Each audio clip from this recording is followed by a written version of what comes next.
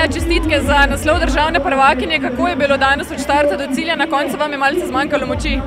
Ja, hvala. Najprej, bilo je tako, meni osebno je ta proga veliko bolj všeč, ker je obrnjena, se mi zdi, da je pač, ne vem, meni osebno je bila lažja. Samo edin problem se mi je zdel, pač kamorkoli smo tekli, vedno je bil veter v prsi, edino to. Drugače temperature zame osebno so bile blizu ideale. Ampak ja, na koncu mi je pač zadnje 2 kilometra po Tržaški gor mi je pač čisto pobralo moči. Pač, kaj ne rečem, greš na polno, kakor je še ostalo moči.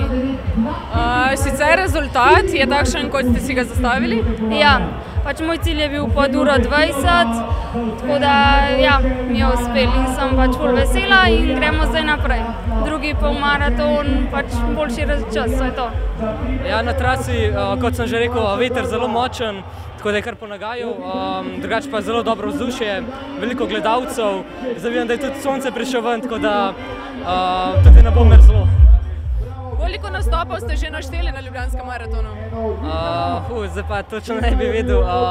Sem že kar parkrat tekel, kakšne 5-krat, morda 6-krat. Že preden sem začel sploh trenirati tek, sem že nastopil v Ljubljani, vedno na polmaratonu. Vas mika kakšna 42-kilometrska razdalja za prihodnje leto? Ja, v prihodnje, ampak še čez nekaj let, ne še tako hitro.